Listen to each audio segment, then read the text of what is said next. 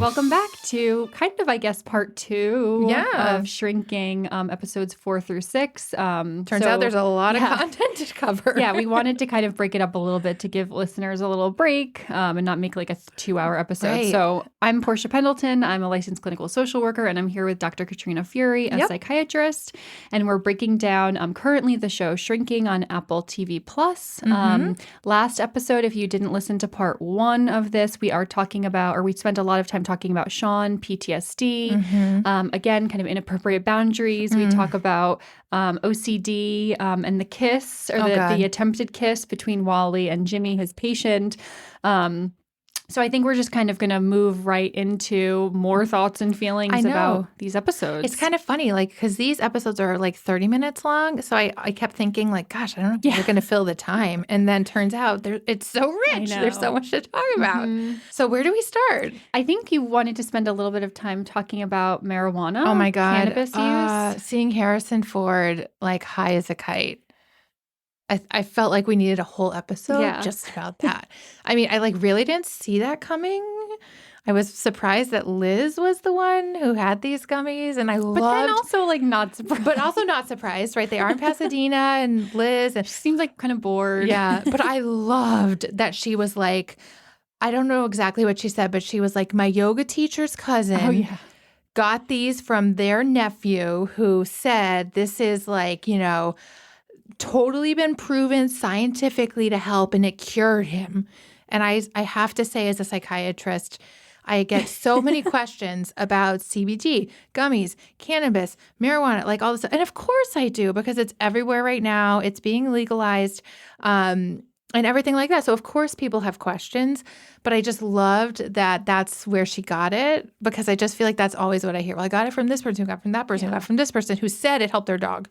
I hear that a lot about diets, in my line of work, like, my hairdresser's aunt did this diet and it cured her of this, or, this, and it's just like, what? Well, it probably won't work for you for these reasons why. Right. Again, knowing that you treat a lot of patients who struggle with eating disorders, that makes a lot of sense. Yeah. So, I mean, what did you think about Harrison Ford? I wanted more. I did too. I feel like I just loved when he kind of showed up, and she is removing his sunglasses, and he's like, oh, wow, it's so much better. He has cotton mouth. His mouth is really dry. So to sort of rewind a little bit and set the stage. So eventually, the lawyer, what was his name? Brian. Yep. Decides to propose. Finally. It sounds like he's really been hesitating about commitment, and he had that touching faux therapy session with Gaby, which I thought was nice, but friendly. Also kind of predictable. It wasn't earth-shattering. But it was nice. And so he finally wants to propose. So he plans his party to invite his partner over. He's super nervous. He's buzzing around. It's at Jimmy's house. Jimmy was really hesitant about the party, I think, right? Didn't a lot of stuff was coming up for him. Right. Pre-party, that I think he should have maybe been really forceful with a no. I will not host this. Right. Yeah. Again, boundaries, Jimmy. Yeah. But it sounds like he and his wife used to throw parties. And this was the first party he was throwing since she passed. And that maybe that fight they were sort of flashing back to was happening around a party or something. And we again start to see that their relationship wasn't perfect when the wife died. They were fighting. She seemed kind of unhappy, and he was really struggling with that. So they're having the party. Initially, Paul is like, I can't come. I'm busy being alone. He doesn't want to go, which again, kind of an appropriate boundary when you're the boss of all these people. And then he shows up high as a kite. And I think he took the gummy because he'd told his daughter about his Parkinson's diagnosis, and she was about to fly out, and he was feeling really nervous. And for his character, right, Paul is so a little bit kind of tightly wound. I feel like he's very cautious. Yeah. And so by the book, him kind of, it seemed like it was just super impulsive. He was kind of an F it moment. Just do it. And then it was uh-oh. And they took a couple more. Yeah. And then all of a sudden he shows up at the door, and everyone's like, oh my God, you're here. And he's got this funny little hat on, his glasses. And he's like, you poisoned me. Pointing at Liz. He's like, you poisoned me. And I was like, God, I hope he didn't drive there. Maybe got an Uber Well, it seems like he's not driving right now. so But if he's hopefully like, he didn't impaired. Yeah.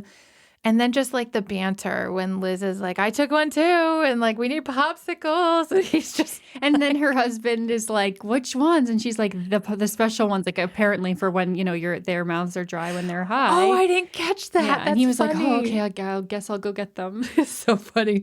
Oh my God. And then my favorite part was when, the proposal goes awry because Jimmy's supposed to play You Are So Beautiful. And then he starts throwing up everywhere. Projectile. So Again, gross. I cannot tolerate seeing puke like that.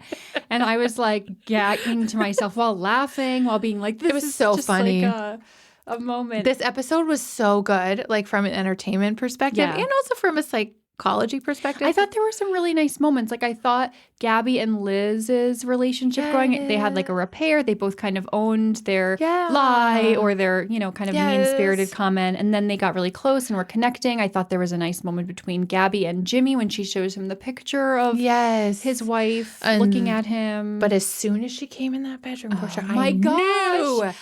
I don't even know what to do with my I hands think you right blocked that out. I did block it out. You're just remembering it right now. Oh my gosh. I was so I knew it was going to sad. happen. And I know as soon as she came in, I just knew they were going to like make out. Or I can't believe who I knows forget what. that. I totally blocked it out. Mm-hmm. I did. Because it's painful. It was. Portia, I was listen so to our disappointed last episode about, the trauma loop. I was so disappointed because I thought it was such a beautiful moment. And I think seems like you picked it up like a couple seconds before. I maybe like 2 seconds before they did it, I was like, oh no. Yeah. You can feel the tension. There was maybe music. Like I was just like, I know. Oh my God. Because it was so nice. I wish they had just left it at that. Hug, right? Give each other a hug, pat on the back, go your Tuck separate him into ways. bed. Right. But I think she was drunk. Yeah. She was having a hard time. She was having a hard time. Asking her, and she was saying, remember, partner. And she was like trying to get back out there. Remember, and she was like, I can't get a lady boner. What do we call it? Like all that stuff was really funny. Oh my gosh. So Jimmy throws up everywhere, projectile vomiting. like a lot. Like too much. Like don't show that. But it was so funny. And I'm always like, how do they do that? Yeah. Is there like a hose behind him that someone's like under the piano, like funneling vomit looking liquid through? Like, is it like a sprinkler system? Like, I'm always so curious about Hollywood and things like effect? this. I mean, I don't think it is. It looks like how. And can you imagine, like, if your job was to create the vomit? No. Oh. No. But so he ruins the proposal. And then Brian is all flustered, like, oh, forget it. Jimmy starts singing, right? So and bad. Brian's like trying to sing He's over like, him. he goes, this isn't a duet. It's so funny. But then finally Brian and his partner are outside and the partner says yes. And that was so sweet. Yeah. And then you hear Harrison Ford eating Doritos. And I just died. I was like, you just see him like high as a kite eating Doritos. Of course it's Doritos. Like that makes sense. It was just so Doritos funny. are amazing. It was so funny that you like hear the crunch and then, oh my God, I just loved it. Just like the camera pans and you're like, again, because like that's so out of character for Paul. Like he would never just like wandering outside with his Doritos. And then just being a part of this special moment. But I thought it was kind of sweet because Brian, it turns out, is doing like the life estate planning for him. Mm-hmm. And in that way, he is seeing a very vulnerable side of Paul that no one else has seen. Yeah. So in that way, it was kind of touching to me that now he gets to witness this really vulnerable moment. Again, we got such poor boundaries in this whole group. But I thought that was really sweet. Mm-hmm. And I feel like Paul used the gummies to begin with because he's so nervous that his daughter, like now that he's finally told her, is like flying in. She's like, we're going to go see all the specialists tomorrow. We're going to like come up with a plan. She's like really on it. Mm-hmm. And I think that's why he was hesitating because he doesn't want to feel dependent yet. Yeah. And I think that's like, a nice depiction of something super common when people get diagnosed with things like Parkinson's. Yeah. Yeah. I mean, it totally changes the relationship. I think it just automatically launches people into caregiver roles to some degree. And so now kind of like, right, he's the father, he's the caregiver. But he feels so guilty because he really wasn't there. There's so much there. Like, I think his like emotions about it feel really authentic, like the hesitancy and then the not wanting to be a burden and like wanting to be close to his grands. I mean, all of that I would say is really like really spot on. Yeah. And I think Mr. Ford is doing a really nice job depicting all of that. They in said like it such was his subtle first ways. comedy. Like I saw That actually makes online sense. that they approached him kind of as like a LOL, he'll never go say for yes, this. right. And he did. And they said, he's so great at it. He's having so much fun. Like his sense of humor that he is able to like portray really dryly at times is so perfect. good. I know. I love the role for him. I do too. I love it. I know now that you say that, I feel like I only remember him from Indiana Jones, Star Wars, like more The action. Fugitive. Did you ever see that movie? Oh, so good. We watched it as kids. I did. Oh, so good. Air Force One, is that a movie? Like action for sure. But I love him in this role. And he can bring like that grittiness and the comedy element to it. It seems like it's perfect for him. I know. I can't picture anyone else playing And can you imagine everyone else acting with him? Like they are just like over the moon, right?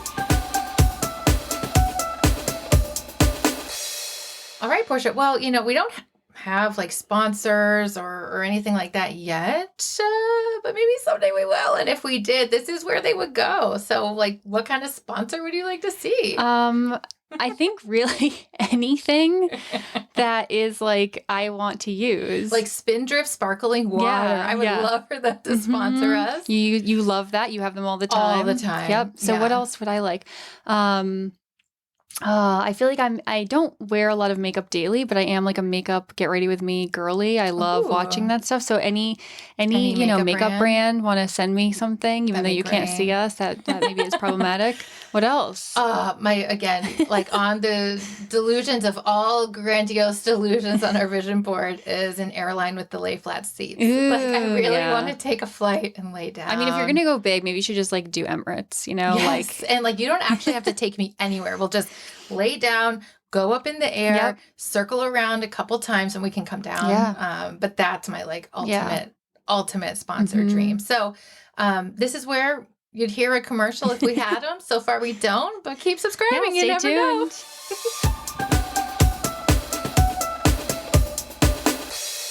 I just love the whole cast. I love everyone from Liz's husband who like just makes these appearances. I think he's so silly. I like Alice. I like, obviously all the therapists. Like it's just Brian. Yeah. I think all of the casting is just so good. It's so good. Sean. It's so good. It's such a good show. Like I'm really enjoying watching it, even though I am so mad at Jimmy. Like I'm so disappointed in him. I am so mad.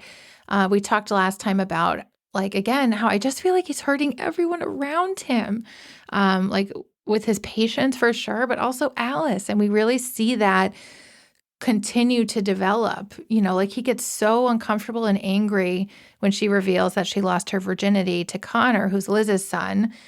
And it sounds like it was like a nice way to lose your virginity, right? Of like all the ways it could possibly happen. Like it was consensual. They knew each other really well. They were friends. They used protection. They were safe. And he just like flips out. And there's a part of me that's like, dude, you don't get to be mad. You've been like MIA. Well, even especially within that context, like you had those like her losing her virginity in that way, I feel like is a very nice way, right? So if there is a judgment like from a father about her age, which I could see, you never want to think about like your children in that way. But like Jimmy, you were absent, and she saw others, those young girls in many different ways. You don't get to be mad at this at all. Right. You don't but get also to like have a reaction. Remember the first scene ever? Those young girls in the pool who we think are like hookers, and he's doing drugs, and it's like you haven't exactly like. She says, or her comeback is like, well, I cleaned cocaine off the picture of Mima. Like, like when he got mad at her for cutting school to go hang out with Sean. Like, again, it's like he's trying to be like, I'm the dad and we're going to have rules now. And you really have to repair first. You or totally else do. It's just not going to work. It's not going to work. And he was like so mad at Liz. And I'm just like, you're mad at yourself, dude. That's what it is. But you're not looking inward or like doing any of the work. You're just acting out, externalizing and hurting everyone around you. I know. Ugh, it drives me nuts. Yeah. He did. I think he apologized to Liz later, which I appreciated. He did. Just for his kind of outburst about it. Again, it's funny. Like it's funny part of the show. He's having a temper tantrum. He's freaking, like it's funny and everything. But it just makes me like, angry at him. Well, and then Connor keeps reaching out to Alice, and she's like not responding because she's so caught up with Sean, this like grown man in the house. I know. So I was just kind of like, I think it's like, that's like, but again, like appropriate, like sweet, like they seem like they're an age apart. Like, that's who she should be interested in. And, and now she's also just like setting a boundary and seems really in some ways like positively mature, right? Mm-hmm.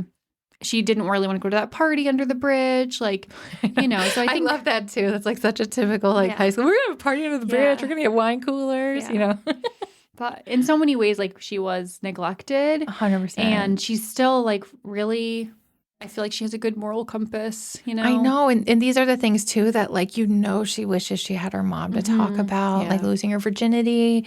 How do you interact with, people who are interested in you? Are you interested in them or not? Like these are all the things that like I think a girl wants to talk to her mom about. So it is nice, for Liz to be there, for Gaby to be there.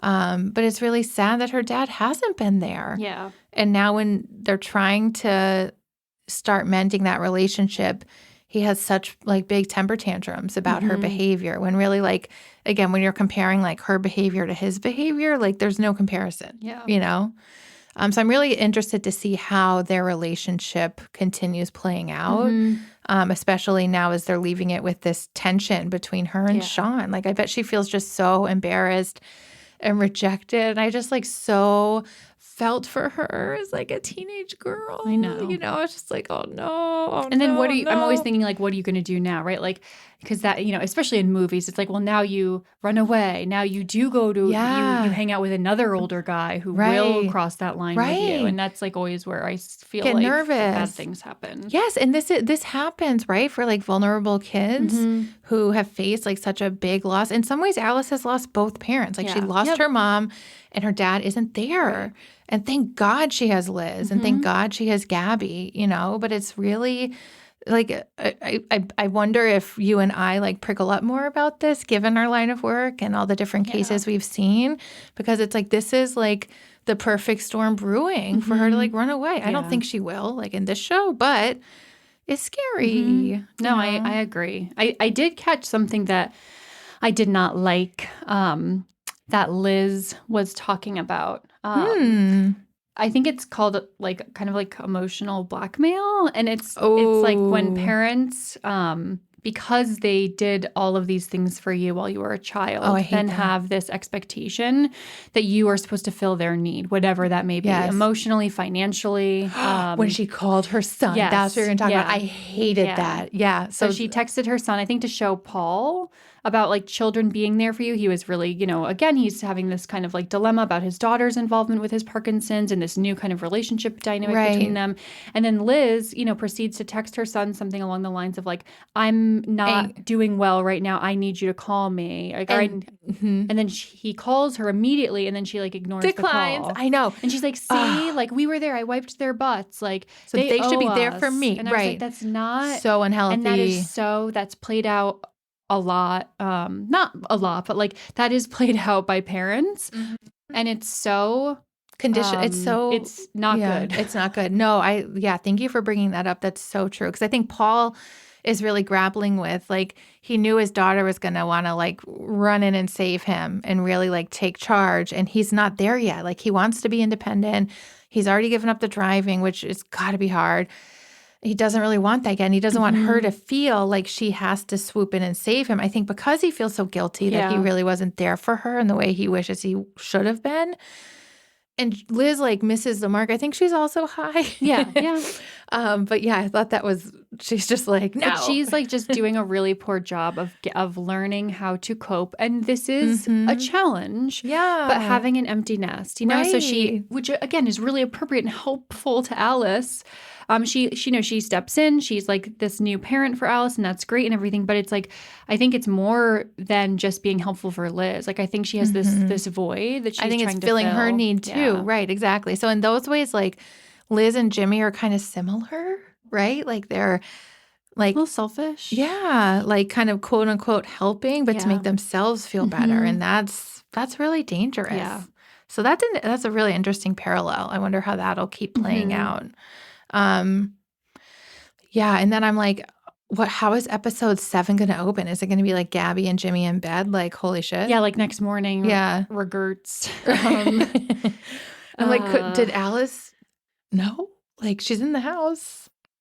She probably sees like we'll Gabby's hear still something. there. You know what I mean? And also like she's still there. Yeah. I don't know. I'm really nervous about that. Like in some ways I feel like, and what a violation. Like that was Alice's mom's best friend. So I could see Alice becoming very upset because maybe, I feel like the hookers were bad. Right. But they were meaningless, like to her. So now it's like this person who she knows was best friends with her mom and who is there for her on this deeper level has now been with her dad. If she finds out, like that is a big violation, I would assume, for Alice. Like that would make me feel horrible. And not want to talk to Gaby. Like I think that's just like a termination of that relationship, which is unfortunate. And Alice has already lost so many important people, I wonder, like, I assumed they went all the way, but I wonder if they'll, like, pull away from the kissing. I hope so. Oh, no, I hope. That would be good. Right, but I don't know. And again, like, if we took out them both being intoxicated, this happening for both of them when they're both emotionally charged about, Gaby's ex-husband and the demise of that marriage and Jimmy losing his wife and Alice, like, right there and all of that. Like, if this had been, like, they gradually grew closer and they were like, you know what? Maybe this would be good for both of us. And I feel safe with you.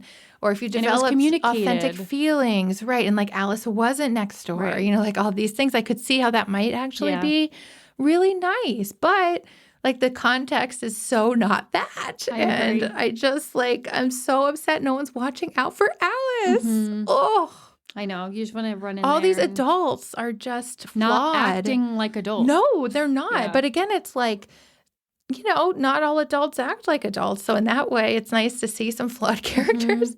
What were you going to say? You did talk about before, which I really wanted to bring up because I thought it was just like a beautiful statement.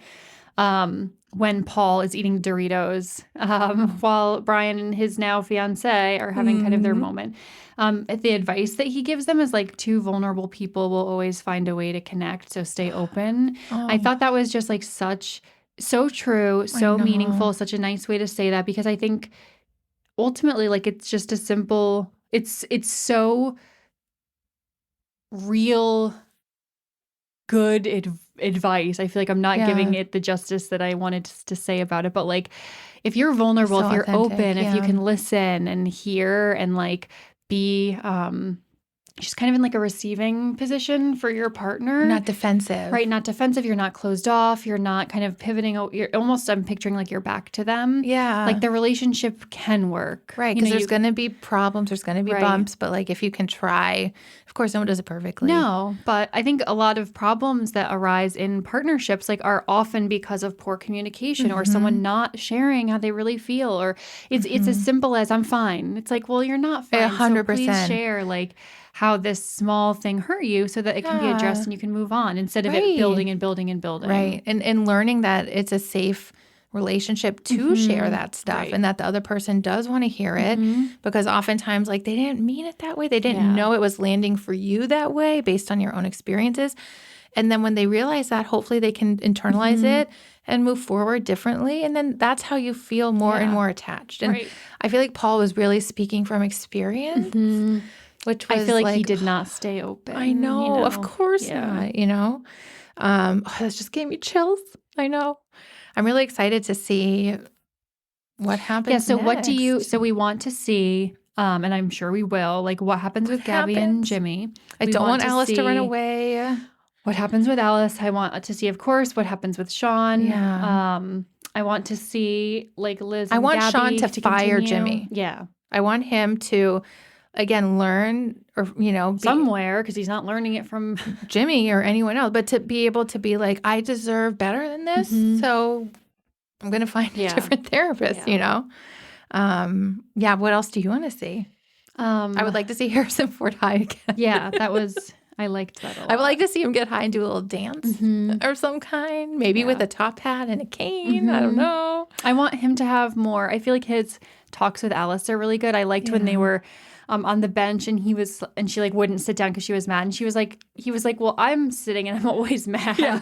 And then I was like, that's funny. He's so funny. And then she sits down. He's like, see, you can be mad while you sit. And I love all the commentary about his little hat he keeps wearing, like all these little things. I really do enjoy this show. I think it's really funny. It's really entertaining. I hope there's a season 2. Like, I already want that.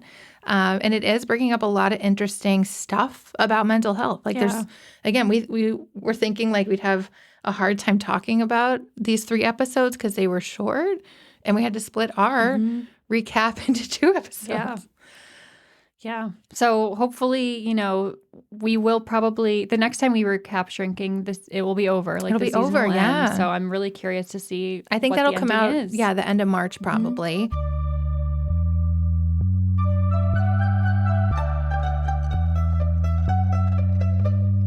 All right. Well, thanks for joining us for this 2-parter. Next time you hear our voices, we will be finishing up You Season 4, and we can't wait to see what happens. So excited. I don't know what to expect. I know. We'll on the edges of our seats. Yeah. Like, will we hear any more about Marianne, or is that it? What happens with Reese? Like, what's going on? And then as we move into the month of April, we are going to start making our way through the hit HBO show Succession. A lot of our followers and listeners keep requesting that. Yeah. So we can't wait. And neither of us have seen it. So we're going to be, watching it ferociously and then recapping it together for the first time. And then we're also going to throw in some cool movies from the past, like Black Swan, The Hangover. Yeah, I'm excited for The Hangover. Me too. So you guys know the drill. Please rate, review, and subscribe, and share to all your friends. Follow us on Instagram at Analyze Scripts. Send us an email, analyzescriptspodcast@gmail.com. And we'll see you next time. Yeah, thanks. All right, bye. Bye.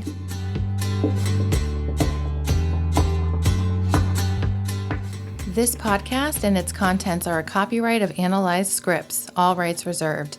Any redistribution or reproduction of part or all of the contents in any form is prohibited.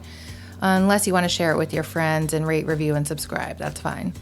All stories and characters discussed are fictional in nature.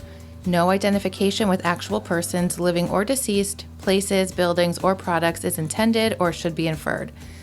This podcast is for entertainment purposes only. The podcast and its contents do not constitute professional, mental health, or medical advice. Listeners might consider consulting a mental health provider if they need assistance with any mental health problems or concerns. As always, please call 911 or go directly to your nearest emergency room for any psychiatric emergencies. Thanks for listening, and see you next time.